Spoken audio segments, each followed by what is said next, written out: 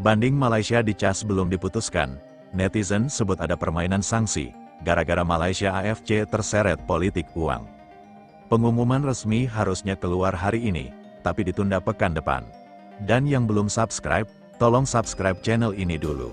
Karena satu like dan satu subscribe dari kalian itu ternyata bisa menambah pundi-pundi pahala untuk kalian. Dan bagi orang baik yang sudah subscribe dan like channel ini, saya pribadi ucapkan terima kasih dan yuk, langsung saja kita ke pembahasannya. Sepak bola Asia Tenggara lagi masuk fase sensitif. Semua negara lagi berlomba kelihatan paling siap, paling berkembang, paling profesional. Tapi di tengah tensi itu, Malaysia justru lagi berdiri di ruang tunggu, bukan ruang ganti, bukan lapangan, tapi ruang tunggu keputusan hukum. Banding yang diajukan oleh Football Association of Malaysia ke Court of Arbitration for Sport belum keluar juga. Harusnya diumumkan tadi subuh, jamnya sudah dinanti, timeline sudah disiapkan, media sudah standby. Tapi keputusan itu tidak muncul, yang ada cuma kabar, ditunda sampai pekan depan. Dan sejak detik itu, narasi liar mulai hidup. Sebagian netizen langsung bilang, ini enggak mungkin cuma teknis. Ada yang menuduh, ada permainan, ada yang bilang tekanan dari federasi tertentu, nama Asian Football Confederation ikut diseret. Bahkan ada yang sampai mengaitkan ini dengan dinamika politik sepak bola kawasan, padahal secara struktur CAS itu independen. Mereka bukan di bawah AFC, bukan bagian dari FIFA, CAS berdiri sebagai badan arbitrase olahraga internasional. Mereka menangani sengketa berdasarkan dokumen, fakta, dan argumen hukum. Panelnya dipilih khusus, sidangnya tertutup, putusannya final dan mengikat. Tapi publik jarang peduli detail prosedural yang publik lihat cuma satu, janji pengumuman lalu penundaan. Dan dalam dunia yang bergerak secepat media sosial, penundaan itu sama dengan ruang kosong.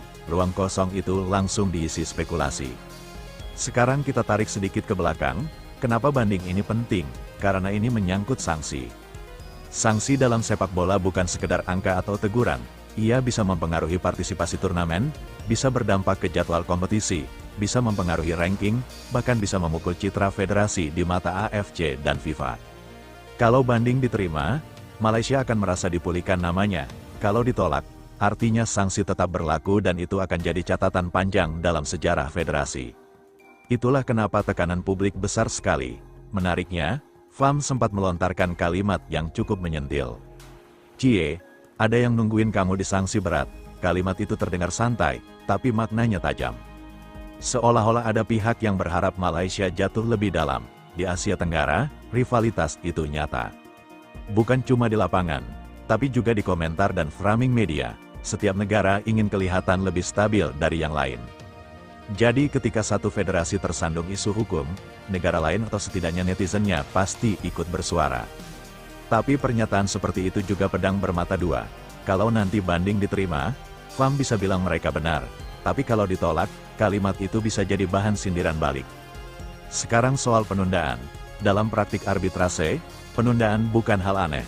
Panel CAS bisa saja butuh waktu tambahan untuk menelaah dokumen. Bisa ada bukti baru yang perlu diverifikasi. Bisa ada aspek hukum yang perlu diperjelas agar putusan tidak cacat prosedur. Justru keputusan yang terlalu cepat kadang lebih rawan dipertanyakan, tapi publik tidak hidup dari logika hukum, publik hidup dari momentum. Dan momentum tadi subuh sudah terlanjur dibangun. Ketika momentum itu gagal diwujudkan, rasa percaya sedikit terkikis. Nama AFC ikut terseret karena mereka adalah otoritas sepak bola Asia. Kalau sanksi awal berkaitan dengan regulasi kompetisi atau administrasi di bawah naungan AFC, wajar publik mengaitkan mereka. Tapi keputusan akhir tetap di tangan panel CAS. Namun di mata netizen, garis pemisah itu tipis sekali. Ada yang bilang ini tarik-menarik kepentingan. Ada yang bilang ini soal lobby, ada yang bilang ini cuma drama klasik sebelum putusan besar keluar. Sementara itu, negara-negara lain di kawasan justru sibuk dengan agenda masing-masing. Ada yang fokus uji coba, ada yang sibuk pembenahan liga, ada yang tenang-tenang saja tanpa perlu respon berlebihan. Kontras ini jadi bahan perbincangan karena di saat satu federasi menunggu nasib di meja arbitrase, yang lain sudah memikirkan taktik pertandingan berikutnya. Sekarang kita bicara dampak terburuk. Kalau banding ditolak dan sanksi tetap berat, dampaknya bukan cuma administratif. Moral publik bisa terpukul, sponsor bisa mempertimbangkan ulang, Media regional akan menjadikan ini headline besar, bahkan bisa mempengaruhi persepsi wasit atau ofisial terhadap tim Malaysia di kompetisi internasional. Sebaliknya, kalau banding diterima penuh akan muncul narasi baru, kenapa bisa dibatalkan? Apa ada tekanan? Kenapa berubah? Dan siklus kecurigaan tidak berhenti, artinya apa? Apapun hasilnya, Malaysia tetap berada di bawah sorotan. Itulah tekanan terbesar. Sepak bola modern tidak lagi hanya soal 90 menit, ia soal reputasi, tata kelola, transparansi, dan cara menghadapi krisis. Federasi yang kuat bukan cuma yang timnya menang, tapi yang komunikasinya stabil ketika tertepa isu. Sekarang tinggal 1 minggu lagi. 1 minggu itu bisa terasa panjang sekali.